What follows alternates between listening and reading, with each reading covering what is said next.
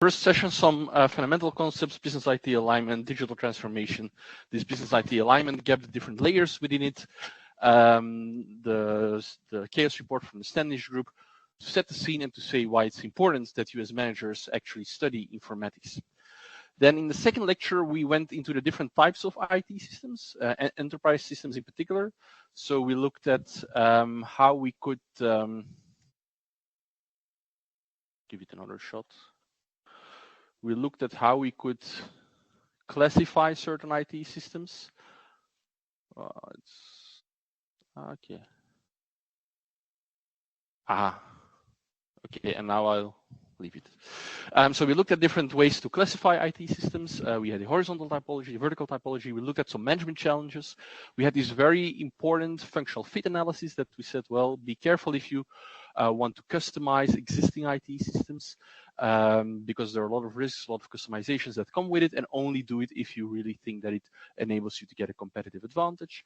And then last time we took a look at the systems development lifecycle. So we said, okay, now we know which systems exist. How can we actually build them? So we went through the different stages of the systems development lifecycle. For pedagogical reasons, we did it in a very linear way, the waterfall model, where we start with the planning, the analysis, the design, the implementation, the testing, the maintenance. And we focused more or less on the first two, one in depth, so planning and the analysis, because those are the parts where your main roles are as future managers. But then we also looked at some alternatives, because this linear way of working, this waterfall methodology, is often not the way that is used, that is applied often. Some more iterative models are used, and we saw the agile model, the spiral model, the RUP model, so rational unified process, where we see all kinds of variants in how these different stages are used in order to develop enterprise applications. Any remaining burning questions on that last session or even sessions before? You're welcome to ask them, but I see no hands, so I hope that means that it was more or less clear. Today we will reflect a little bit more on what it actually means to use enterprise applications in your organization, because it allows you to change, to tweak your business model in certain ways. To a certain extent, we already discussed some of those things. In the first lecture, when we discussed this idea of digital transformation, where we had a two-phase approach. The first phase where we said, okay, sometimes you can have a phase where you purely introduce information technology, enterprise information systems, but you basically do the same. Maybe you slightly update it, but in essence, you do the same. And in a second phase, you use the technology to shift your way of working dramatically, and you even consider new business models. And we gave some examples in the media industry, in the financing, in the banking industry. So we already touched upon that there. Also in the second lecture, where we said you have these different types of information systems, and what they actually do is they allow you to have these best practices incorporated. So they will change the way how you work. They will change your processes, because they will kind of force you, they will nudge you into best practices that have been tested before by those ERP vendors. But it will also give you the opportunity to integrate a lot of data from different departments in your organization. So that's also already kind of an influence that those IT systems have on your business operations and your business models.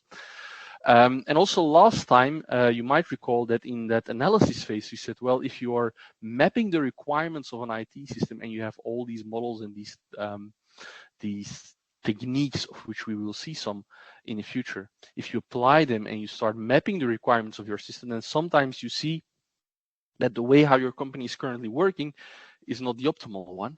And so that gives you the opportunity and the possibility to really redesign that way of working. And we discussed business process reengineering, but also some other less dramatic ways of optimizing your business. So to a certain extent, we already discussed it. And that's what then is often called in literature like the e-business perspective of the site.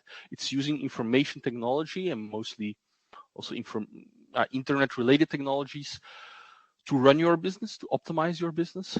But A subset of that is also called e-commerce, which really not only focuses on the internal way of working of your company, but also how you interact from your company to external stakeholders, suppliers, customers, and so on. So what we will do today is we will briefly add more or less 2, 3, depending how you count, management models to have an additional reflection on this e-business. And then we will quite quickly shift towards e-commerce and to see what that triggers within most companies. A lot of those things are taken for sometimes they are now it's quite well adopted e-commerce, but you still see that some of those characteristics, some of those consequences, they are taken for granted. They are not always made explicit. And nevertheless, this evolution has still not stopped because we see that the growth rates of e-commerce are still quite high. So it's worth mentioning, it's worth studying still at this point. Now, as I said, first we start studying a little bit e-business again. While I was playing with the lights, you might have seen it. One model that I want to introduce is from Michael Porter, where we already saw or used one model, the value chain model in the session on enterprise systems. But he has this one other very famous model that I know some of you knew, because when I asked about Michael Porter in the second session, some of you suggested this model. So which is this other very famous model from Michael Porter that we could use, or that we can, or that you know? The 5 forces model, yes. Which are those 5 forces? Anyone still having them in their head? Suppliers, buyers, yes. Substitutes, yes. So those are actually the more tricky ones, because often those are the ones that are mentioned in the end. Which are the other 2 remaining ones? New entrants and sorry? Yeah, the direct rivals, indeed. So very good, and that gives me confidence that indeed you know the model. How should we interpret that model? What does it mean?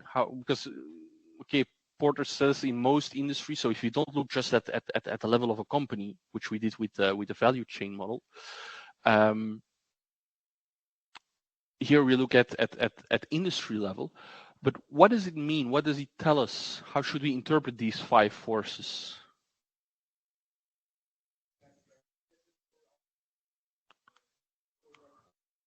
Yeah, they might indicate weaknesses, yes. Yes, so it helps us to position our company with respect to certain forces. And what one of the main messages of Michael Porter in this context was that he said, well, if you are able to position your company in this kind of model, then you can also analyze to which extent your company can be profitable. Because in most industries, you have these 5 forces one way or the other. But what differentiates different industries is that in some industries, some forces are very strong. In others, some forces are very weak. And so often companies, they want to make a profit, of course, they want to be profitable. And the way to see, or the way to analyze the extent to which you as a company can be profitable depends on the strength and on the potential of those forces. So it could be that, I mean, in the industry, if you're completely alone, you're a monopolist, so there's no pressure at all from direct industry rivals. Whereas if you are producing a commodity for which there are a lot of direct competitors, well, then there's a lot of force, a lot of pressure from your industry rivals. And I mean, as a monopolist, you basically choose your price. You can set it as high as you want, as long as your product is wanted. If you have a lot of industry rivals, well, then probably if you have more or less the same quality as a product, then there will be a lot of pressure on the price. Price will go lower, and so the profit within the industry and you operating in that industry will go down. And the same happens to those potential entrants and substitutes. So potential entrants are those companies which are not yet in the industry, but they might enter the industry. A specific tricky one is like those substitutes who are basically not doing the same as you, but they focus on the same need. They focus on the same, some kind of a value to your customers that might be a substitute to your product or service. And then in some cases, of course, it might be that you only have one buyer for your product or service, well, then of course that buyer has a lot of power, and they might say, well, we want a drop in the price, and then you are obliged to drop the price, and then you hope that you can charge that lower cost also to your suppliers, so that you also can decrease the cost of the suppliers. But it can also be the other way, that your suppliers, that you only have one supplier. Well, in that case, the supplier can set the price how they want, or there might be many suppliers, and then you can choose, and the pressure from that force in your industry lowers. So as such, it's a very generic model that has nothing really specific for IT, but we could, just as the value chain, we could use it as well to look at what information technology might mean for your company. Loudon and Loudon, which is also the handbook that we use for this course, they basically provide 4 strategies that one could use to address those 5 forces. So even if you're operating in a certain industry, and to a certain extent those forces are given, I mean, there are either a lot or few rivals, there are either a lot or not so many suppliers, but even within that context, within those boundaries of those givens, there are some potential strategies that you might use in order to increase your power within the industry, or to lower the power of some of those forces. Any ideas what those could be? So you use IT, you use enterprise information systems, hoping that you can lower the pressure from some of those forces. Any idea of what that could be? Where you could use IT to tackle those forces into play in your industry? Any idea? Yes.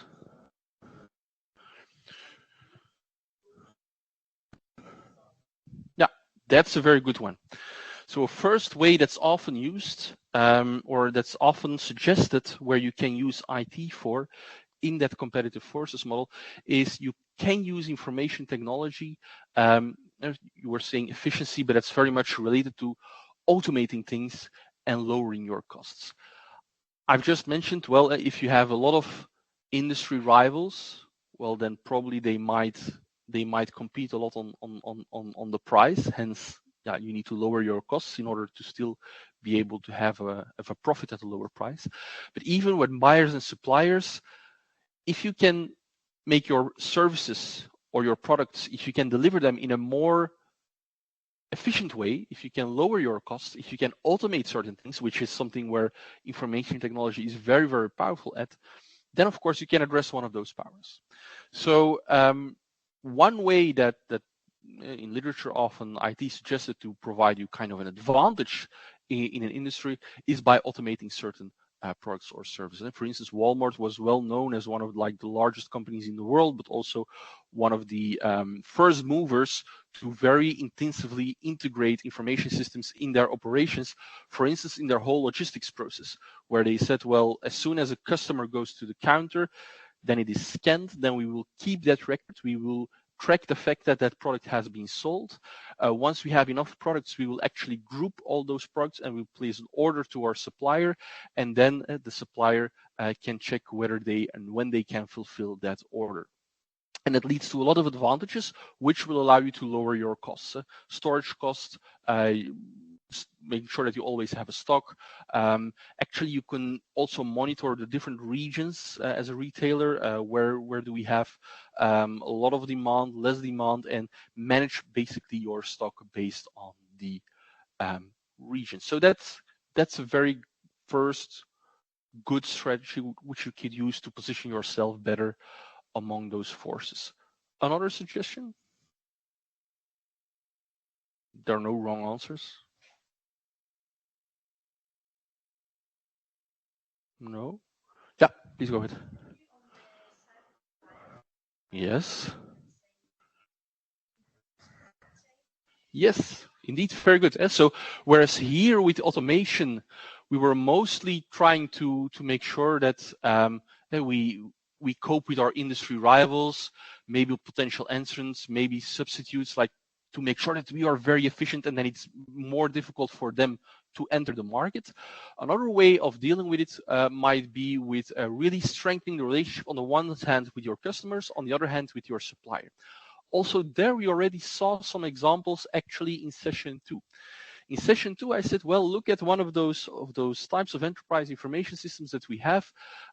For instance, in the area of supply chain management systems, where we talked about VMI systems. Anyone still recalling what that means, VMI? In IT, we have a lot of abbreviations, so unfortunately, there are a lot of these letter words. Anyone still remembering what VMI means? VMI stands for vendor management inventories. So those are systems where you allow your supplier to directly look into your systems, to directly consult your production schedule. And based on that, you ask your supplier to make sure that you always have the products that you need. So you outsource your the part of the supply chain by saying, guys, I mean, you have our production schedule, just make sure that we have everything that we need at the moment that we need it. You can directly consult our systems. We will not place orders with you. You are expected to consult it and directly deliver what is needed. So that's a way of very tightly integrating your processes with your supplier. And you can imagine that if you set up such a system, which is technologically possible, but still requires effort, it's not straightforward. If you set up such a system, what you do is that you make a very tight connection, a very close relationship with your supplier, meaning that your supplier will be less inclined to say, well, I will go to one of your competitors because they have better conditions or whatever. You make a very tight connection between you and your supplier. Actually, by doing that, you make the switching cost for that supplier higher because they invested in you. They created that technological link. And if you increase that barrier to switch, then of course the pressure of your supplier, the force that your supplier can exert onto you declines. And actually, you could say the same for customers. When you have a very good service or a website, for instance, you make very good personalized product suggestions, like some e-retailers do, well, then customers will be less inclined, buyers will be less inclined to switch from one platform or one retailer to another because they know I have already ordered a lot of things there on the platform. So maybe the platform already knows what I want to buy, or I have such good relationships with the platform. For instance, I have loyalty products, I mean loyalty cards, bonus points, or whatever that I might gather when I use the platform. Well, by doing that, again, you make a very tight connection, a very tight link between you and your buyers, thereby managing lowering the pressure from that one force. So also that was a very good suggestion. Two other ones that Louden proposes, on the one hand, to go for product differentiation. Differentiation in the sense that what we see a lot with often more technology-related companies is that differentiation here is meant in the sense that they add products, add services to what they already have.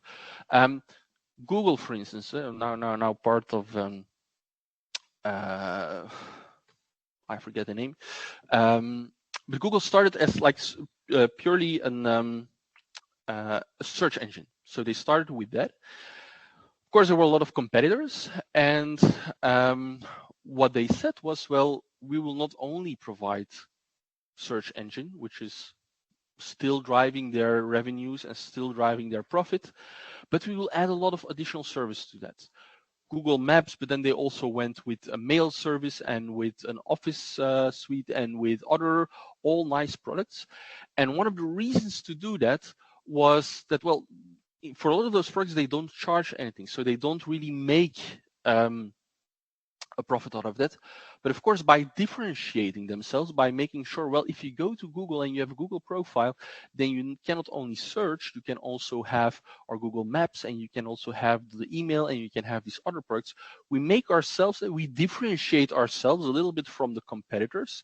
So yeah, we can lower the pressure from our direct competitors, substitutes, potential entrants, because we are a little bit more unique in that sense. compared to other search engines that exist.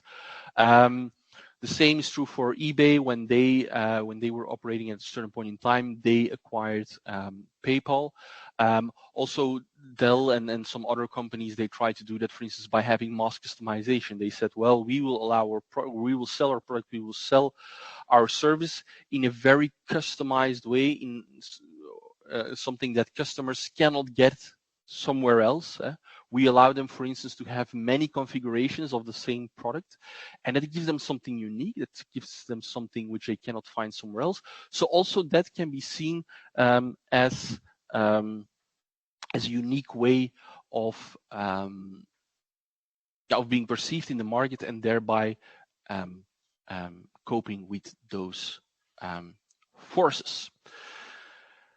And then the last one that is often suggested is to focus on market niches. Market niches, so very specific segments in the market where you can focus on. And we will see that in a minute. E-commerce makes it much, much more easy to do that. And because you have such a wealth of data that you can gather, that you can store, that you can analyze, you can have a good view of what your customers want, what their behavior is, what their preferences is, and you can also use that in your marketing, in your service delivery. And if you have your own market niche, if you have an area where only you or not so many people are operating, well, then of course you are very much here in the industry rival aspect, because you basically create your own industry. You go until the point that you have created a niche where you're almost kind of alone in that market, and where you can try to hopefully act a little bit as a monopolist. And it took me a few times, but now I know again the mother company of Google is Alphabet, of course. Voila. So by doing that, you have several ways where you can where was I? Yeah, voilà. By doing that, you have several ways of coping with those strategies. In that last one, the focusing on market niches, sometimes people, often today, they speak of one-on-one marketing, where they really say, if we use that strategy to the extreme, to the fullest, we want to make personalized messages or even personalized products, which is then one-to-one service delivery, up to that point that we actually say our segment is one, the segment of one. Now, in these days in marketing, the marketing world, that is something that companies try to achieve, where they say we try to go as specific, as unique as possible, that even our segment consists only out of one.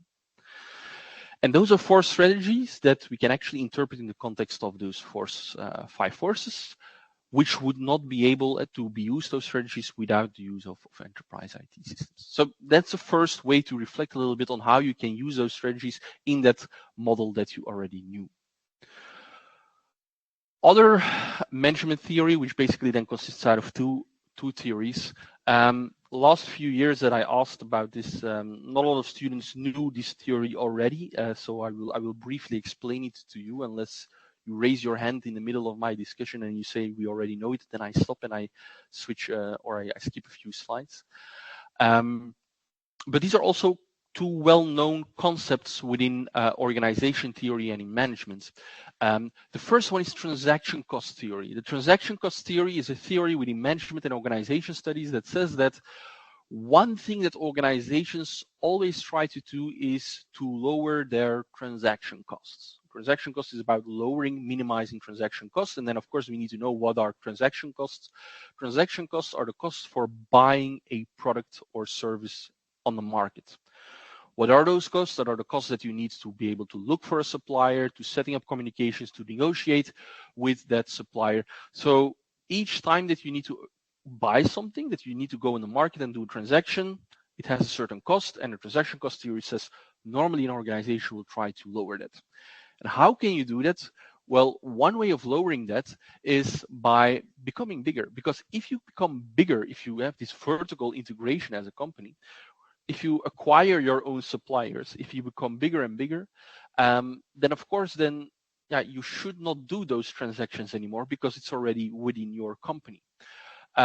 So one way to really apply that theory, the thinking about the theory, is by becoming larger, hiring more people, acquiring suppliers, and so on. And that's what you see in this, I'm colorblind, but I think it's blue.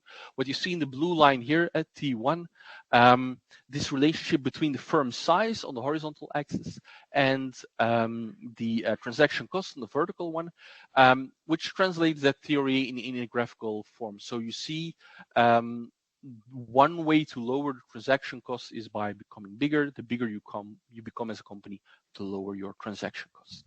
Now the question is, of course, why are we seeing this? Just as with the competitive 5 forces from Porter, we see that to study the impact of IT systems in the context of those models. And what could IT do? Well, I cannot ask the question anymore because it's already on the graph, but actually it allows you to lower transaction costs to Kur, regardless of your firm size. So that's in economics, you have a lot of these graphs, which basically they draw a curve and they introduce an effect. Here they introduce the technology, and so without technology we have here, within the technology we see it here, and this basically says that whatever the firm size is, so whatever your place on the curve, we will lower that transaction cost, or put more simply, given a certain firm size, here you have a cost, here you have a lower cost, so it decreases. Why does IT decrease that cost? Well, of course, you can use IT to actually make those transactions in a more efficient way, in a more easy way. Yeah. You can set up a network like the vendor management inventory. You can set up a digital connection between you and your supplier to make sure that those transactions are dealt with in an automatic way. It's the technology which will cover that cost, which will cover that complexity for you. And so the interesting part, at least I find from this theory, means that it also allows you to actually become smaller. Transaction cost theory inherently says, well, one part of a company is to lower transaction costs, and to lower transaction costs, you should become bigger. Well, if IT allows you to reduce those transaction costs, it also implies that the drive or the underlying tendency for firms to become bigger, for instance, to reduce their transaction cost, will be lower. So it allows companies to stay smaller, to have less people. And that's basically what I already said, that you could use network technology to find more easily suppliers. Another one is also interesting because actually it says the opposite. It's the agency theory. And the agency theory, again, well-known theory in organization science and in management, says that one way to look at an organization is to consider all those people working in the organization, the stakeholders, the people working for you, as individuals, which is of course very close to the truth. And considering that organization has a contract, has some kind of an agreement between the company and those individuals working within that company. And what's interesting there is that the agency theory says, well, one of the biggest problems we have in management is that we as a company, we might have goals, we might have a vision, we might have a strategy, and hopefully we do. For instance, we want to be very efficient and we want to make a high profit, and we want to make sure if people work for 1 week that they produce as many products as possible, or that they provide as many services as possible. However, while we have a contract with a lot of individuals working for a company, those individuals, they have another interest. They have the contract with us, and at the end of the month, they often get a paycheck, so they get a remuneration. But their interest might be different than yours as a company. Company wants to maximize profits. Company wants to be as efficient as possible. Employees might say, fair enough, I need to work 38 hours, 40 hours a week. I need to be present, I need to be available, whatever, but some of them might say, well, I don't want to do too much effort, I don't want to invest too much of my efforts. So yeah, those two behaviors might be not fully aligned. And so what the agency theory says is that in order to cope with those interests which are not aligned, which are conflicting, you need to manage your people. You need to manage the people in your organization. You need to monitor them. You need to motivate them. You need to make sure that they are actually doing what they are expected to do, and so on. And that management cost increases as the size of your company increases. So if you have little people, it's easy to manage them. You have a small team, it's very easy to contact them, to monitor them. If your firm becomes bigger, well, then your agency costs, they rise because you have more people, it becomes more complex. And so while the transaction cost theory says, well, if you want to minimize costs, you should become bigger to avoid transaction costs, the agency cost says actually the opposite. It says if you want to decrease your agency costs, you should become smaller, because the smaller you are, the less people you have, and the less people with conflicting interests, so the less management costs you will have. And also here we can apply this economic way of thinking. We can say, well, we might have a situation without technology, but suppose now that we actually introduce technology, well, then we will see a shift in that graph again. We will see a shift towards, and that's similar to the transaction cost theory, we see a shift towards lower costs, meaning that given the same size of the firm, we will see that a lower cost is there. Why? Well, we assume that IT also here might help you. Enterprise systems might help you to get information from what is happening in your company, to also set up working arrangements in a more efficient way, in a more cost-efficient way. So it becomes easier to manage those employees which might have contradicting interests, and therefore your agency costs goes lower. So what do we need to remember from this? Well, there are forces which will force your firm to become bigger. There are forces which might force you to become smaller. But in the end, one of the good things is that in general, it's accepted that IT or enterprise information systems should offer you the means to lower your costs and thereby also lower the pressure or the influence that the reasoning behind the agency theory or the transaction theory could have on your company. Yeah. Does that make some kind of sense? Those are the two kind of theoretical things that I still wanted to cover on e-business, on organizations in general, because those we didn't cover in the first 3 sessions. Sorry, am I okay? 2? Okay. Sorry, I will see better now. No, is the I don't know that I. Let's see if I. Is this better? Okay. Any other questions except for speaking loud? But it's very good that you mentioned it because of course I cannot experience it as you do. Does it make sense? It's a bit more theoretical than we saw before, but I still think it's important because it's relatable to very well-known theories. Yeah. If not, we'll continue a little bit more. As I said, first part of the session would focus on what you just said on e-business, which is basically doing it's one slide further, which is basically the use of IT information technology in a company as a whole. But we could also look at one subset, and that's e-commerce, which is basically your company going to external stakeholders, customers, and suppliers. Why? Well, because we already mentioned it in session 2 when we were discussing enterprise information systems, that one of the strengths, one of the real benefits when using IT systems is when you actually combine and exchange data and information. In the first phase, we said, well, in the beginnings of corporate IT, we saw that you had a lot of the departments in the 60s who had each of those departments had their own systems. So there was a system in logistics, in accounting, in production, in marketing, and what you saw, people call that stovepipe system. So you had in each department a separate system, which meant that there was not really a connection, which also meant that there was duplication of data. There might be inconsistencies of data, so not really good. And then the idea was, well, if we introduce ERP systems, enterprise systems, we have the possibility to have one system, which is overarching, which is interdepartmental, which has the possibility to optimize everything within your organization, intra-organizational integration and optimization. Basically allowing you to manage those agency costs in the agency theory. So if you connect everything, it's easier to monitor your company, to lower your management costs. And then in the third phase, we could even say, well, we can combine, we can exchange that information not only internally, but also with external actors, clients, suppliers, could be end users, could also be of course, could be businesses.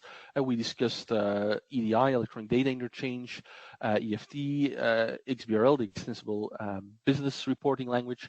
And so the more as you go, the more as IT became more integrated into the company landscape, we saw that more and more integration happened from stovepipe systems to integration within the company to integration outside the company, where here we are intra-organizational, so we're focusing on this agency view, and here we are inter-organizational, so we're also looking at the transactions with external stakeholders. And actually phase 3B, or however you want to call it, even goes one step further, where we see it's not only customers and suppliers, but even more fine-grained at the level of the devices that those customers wear, or the devices that those customers use, both on a personal and industrial scale. So e-business-wise, we see that more and more integration happens, and that more and more outward-looking data interchange or exchange happens. And that's also what we see with this e-commerce. So this e-commerce is one part of integrating information technology in your organization, and it is that part that actually looks at exchanging data not only within your company, but with external companies, so suppliers, customers. Yes. Yes. More clarified. Okay. So the idea of having these pictures here was to show you that if we go back to the initial days where enterprise computing was applied in organizations, what we saw was that you have, as you still have now today, you have many departments in an organization. And what we saw was that before actually ERP systems were there, a lot of those departments, they had their own systems.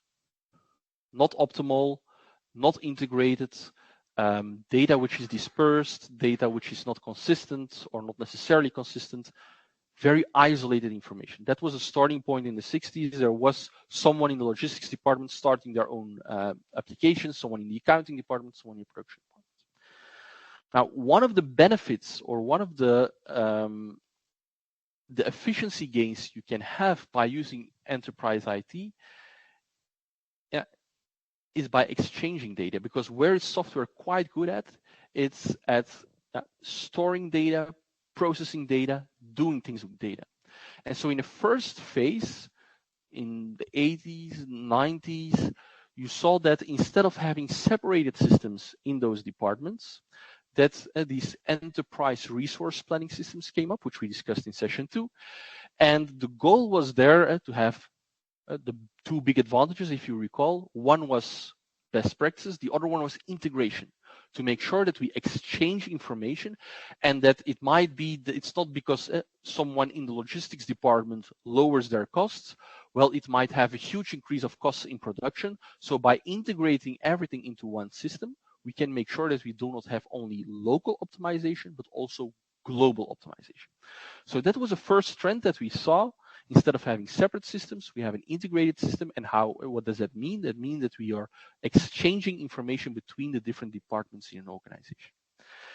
And then actually we go one step further, which we see nowadays, is that we see that integration and that exchange of data does not only happen within one company, but it goes one step further outside the company. What is outside the company? Well, it can be your supplier, it can be your customer.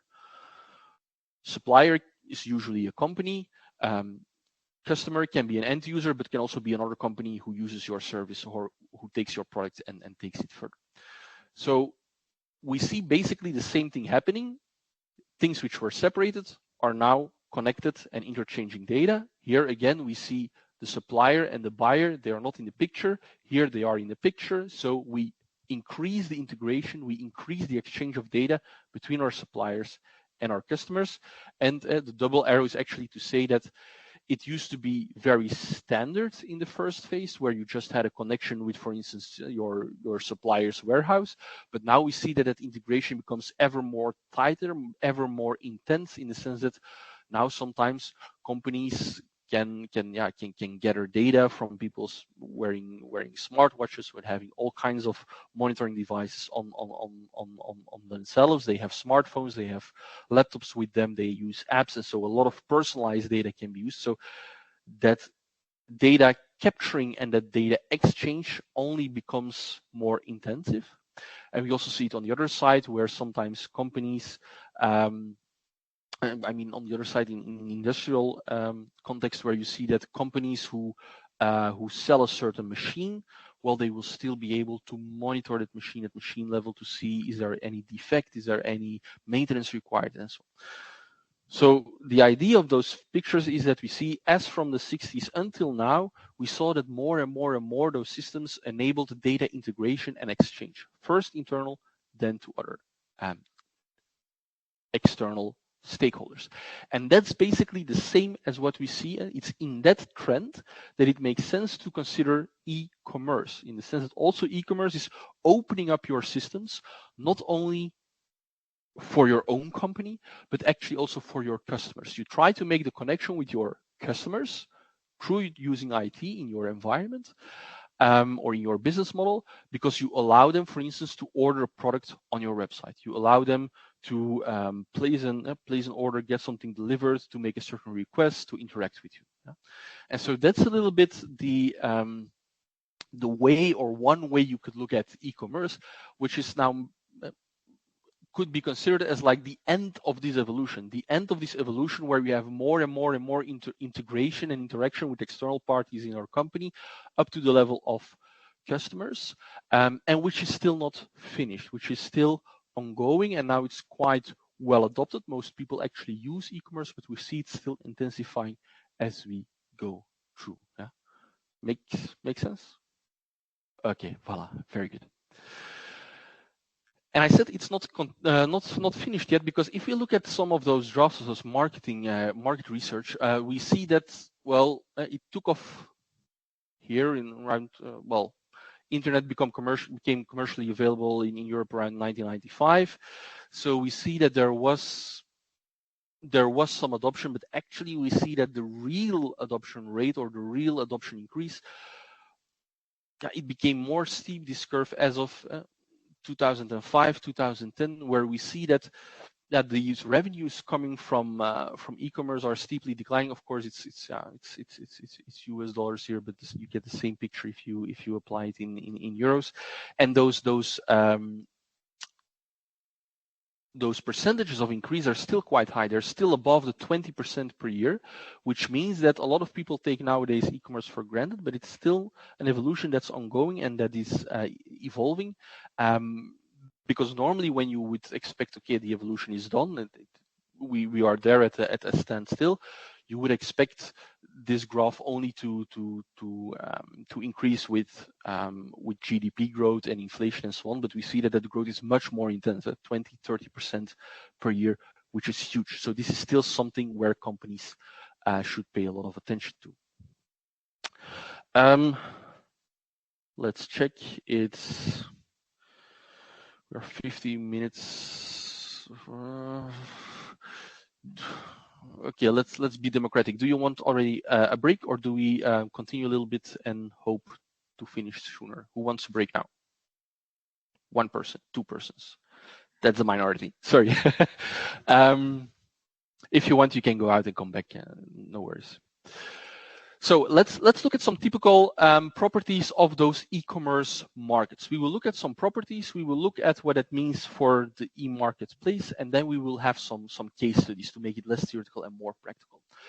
One of those characteristics that we see in online e-commerce, and okay, normally I would have asked, but okay, I already showed the slide, is that of course we don't see any kind of link anymore between businesses and time and space. Basically, time and space has evaporated, because what we see now is that some kind of a market space is created where companies, they are not tied anymore to a particular shop in a particular neighborhood where you have opening hours, and I can basically only target those people living in 10, 20, 30, maybe 50 kilometers in the neighborhood. As soon as you engage with e-commerce, as soon as you set up a website, well, of course, anyone who can access the website can visit you, and it's also not time limited usually, so you're not bound to certain opening or closing hours. That has a huge effect. And again, it's quite easy to make the link to transaction costs, because that means that the transaction costs, the costs to make a transaction, are much lower. You don't need to go to a shop. You don't need to open the shop. You don't need to make sure that you are precisely there on that time. So there's an omnipresence and ubiquity that's associated with e-commerce markets. That implies that it's not only convenient, you're not limited to time and space anymore. It also means that your segment, your total addressable market, is much bigger. Because if you are tied to time and space, you are limited to those people living in your neighborhood and who are able to visit your shop, I don't know, between business hours 9 and 5. Here, you will have a worldwide reach. As soon as you enter into that e-commerce market, as soon as you have a platform, an app, or a website which allows customers to come to you, customers are not just the city you have your shop in, it's worldwide reach. Again, that's often it's taken for granted. People have e-commerce apps on their phones or whatever, but this is a huge fundamental shift. It was well articulated by Chris Anderson in his idea of the long tail. I already mentioned it, I think, in session 1. So is there still someone who briefly recalls what this long tail was about? It was about this worldwide reach, but what did it mean? Yes. Yes, so more, basically the diversity of products increases. What we see here is that normally traditional shops, they only have the red area here, where they basically say, what can we sell in a physical shop? We can sell a limited amount of products, and those products which are very, very popular. Once you go into e-commerce and basically you say, my total addressable market is the whole world can come here, then it's also profitable to look at those products which are not so popular, because you might in the end still sell enough as you're selling to the whole world and not just to your neighborhood. If you're in your neighborhood, maybe those very niche products would only sell once or twice a year. But if you can sell to the whole world, maybe you sell a few thousand products per year, and then it's still enough scale, enough profitable. I was listening to a podcast a few days ago where now Amazon has also been launched in Belgium some time ago. Took them a while, but they also are now addressing the Belgian market. And they were talking about, or they were discussing Black Friday, which is, I think, this Friday. And they were saying that in Amazon Belgium, so their platform, the Belgian variant, that they were planning to have promotions on 400,000 products. Promotions on 400,000 products. I mean, again, probably at least I don't know any physical shop, where you have 400,000 products that are available. And Amazon is quite young still in Belgium. So I guess if you go to other markets, if you go to the US or other countries where they are already much longer present, then you have even more than 400,000 products that will be in promotion. So it's not even the whole set of products they have. So this has really fundamental consequences on the way how you do business and the offers that you propose to your customer. One of the unique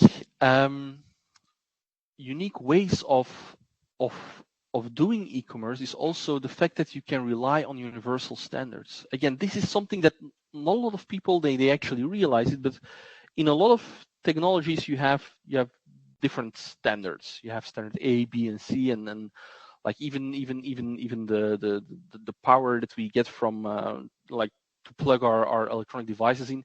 If you go to another country, you will see that the the amount of power, the wattage that comes out of it can be different. So sometimes you cannot use your same adapter in another country because it's not compatible, or even the connection, the plugs themselves, they are of a different format. Different standards exist for a lot of those things. If you have cars, you have different standards. In some countries, the steering wheel is in the right, and in others it's to the left, and the way how you drive on the road can be different in this country from other countries. So a lot of things that we use on an everyday basis, they have different standards, and it's difficult because it means that if I have my laptop and I want to go to the United States, well, then maybe I need another adapter, or at least I need another block to connect it to the plug, and that makes it less easy to have a full market, meaning that a manufacturer of computers needs to take that into account. They need to make sure if they sell it to a Belgian customer versus a US customer, they will need to ship a different product. That is not the case with the internet. The internet is one of the few technologies that has a generally accepted standard that is used worldwide. Meaning that if you have a website and you launch it here or anywhere else on the planet, it will be accessible anywhere on the planet, given that you have internet connection. But we should be very glad that there are no 2 internets or 3 internets or 4 internets, which is often the case. I mean, even if you have your smartphones, basically you have 2 big ecosystems. You have the Android one and you have the iPhone one. And of course, that means if you have an app, it's either you need to develop it twice for both ecosystems, or you're only in one ecosystem. With the internet, it's not the case. You have one standard, internet standards that you can use and to exchange information, and it's everywhere the same. From a technology point of view, this is completely unique, and this also makes this e-commerce ID so powerful. So as soon as you are in, everyone can connect. What else do we see? From a marketing perspective, we see that these e-commerce markets, they allow you to increase the information richness substantially. What used to happen before e-commerce was that you basically had a trade-off. Either you went to small shops where you normally had very specialist people, salespeople who could give you a lot of information. They could give you a demonstration. They could give you an explanation. They could actually talk with you, and you could have very in-depth questions. Or you went to a large shop where they have more products than in the small shops. But then if you would go to the people who are hosting the shop, information would be less personal. It would be much more standardized, probably not really experts. And if you're really unlucky, you just find an information brochure or whatever.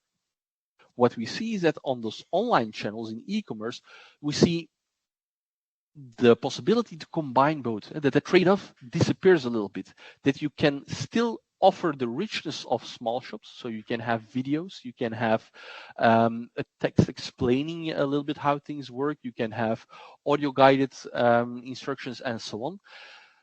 So you can offer a lot of rich information, complex information, and to offer that to a large scale. So you can have many customers entering in your shop, while at the same time still providing a lot of complex information.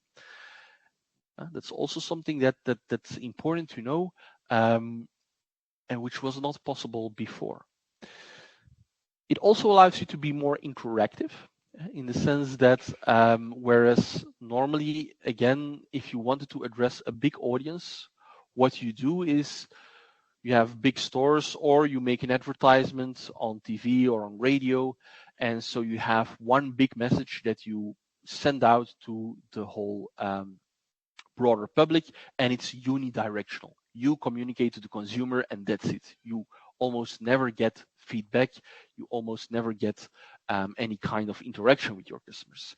Again, here we see that, those e-commerce alternatives, they allow you actually to have a big audience and at the same time to be very interactive with them. And this is also one of those areas, and I'm saying, okay, it's still steeply increasing, so we should not think that it's at the end of its evolution, and we still should not take it as granted as it is now. Well, this is one of those areas where we see these days a lot of things happening. We see generative AI popping up, where you see lots of possibilities to really have chatbots that do function well, that do understand you, that do not react as if they are not understanding anything of what you're saying. So yeah, this is something e-commerce offers the potential, and in the past few years this was really a bit okay. The suggestion of products was already quite good, but the actual interaction still dependent on the amount of human resources that you could put on the platform. These days we see that a lot of companies are experimenting with generative AI to see, okay, can we indeed still boost that interactivity one step further? And with respect to that information, we not only have the complexity of information, so complexity, I mean, in terms of richness, and video, and sound, and text, but we also see the density, the amount and the quality. Often, if you go for a well-known product, you will find a lot of information on the platform or on those e-commerce apps and websites themselves, but also outside. The benefit of those markets is that, okay, they have, of course, a very low cost for gathering, storing, distributing that information. And that, of course, it also leads a little bit to transparency, which might be in the benefit or at the drawback of the company. It might lead to price transparency, so it's easier for you to look at one shop and at another shop and at another shop. So there's a little bit of price transparency, which is usually a drawback of companies because they don't want too much transparency, then can higher up the price.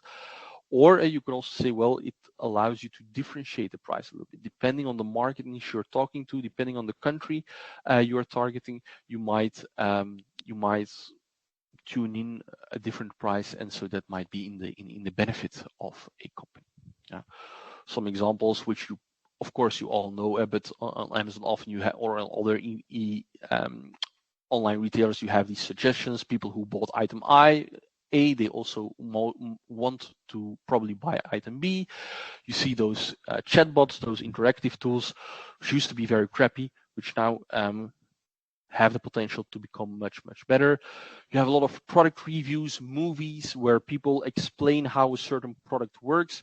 Could be from the shop itself, or could be some people who just do it themselves on social media, or who give reviews. It's also very interesting to see that. On top of that, we also see the tendency towards more personalization and customization. Yeah. You see that not only products, but also messages, they are more and more adapted to the person they are targeted. So the name in the message is addressed. The interest in the profile is taken into account to say, well, we will give you information which we think is relevant for you, and the irrelevant one, we will leave it out. And if you compare that to non-e-commerce markets, it's completely different. Often you just get an unpersonalized brochure, you get an unpersonalized TV message, audio message, where basically we see that everyone receives the same, and it's therefore possibly less relevant. Yeah. And then lastly, we also see that those markets are very much user generated. There's a lot of social content. Before e-commerce markets, you had some consumer organizations who would test a vacuum cleaner for you, or who would test a television, and then if you would buy a subscription to their magazine, you might maybe have a little bit of feedback on which products were good or not so good.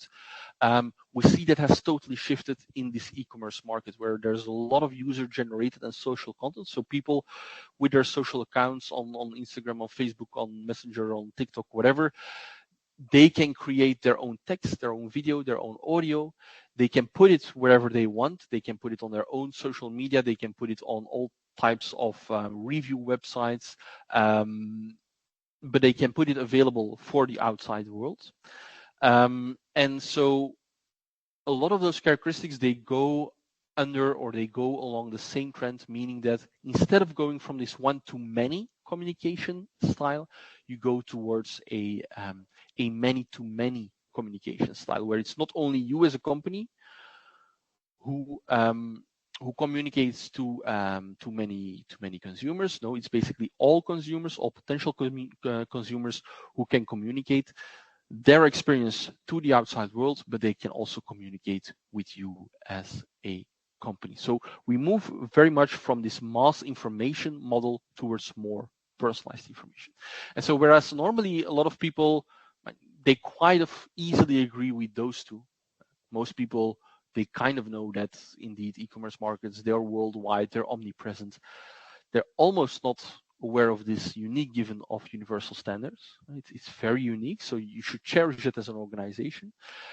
And these communication models that change, the density, the complexity, the interactivity of communication, and that user-generated aspect are things that probably most of us know, but they're often, they're not explicitly named, they're not explicitly labeled, although they have severe consequences on how you should do business, on how you should put yourself into the market and set up your business model.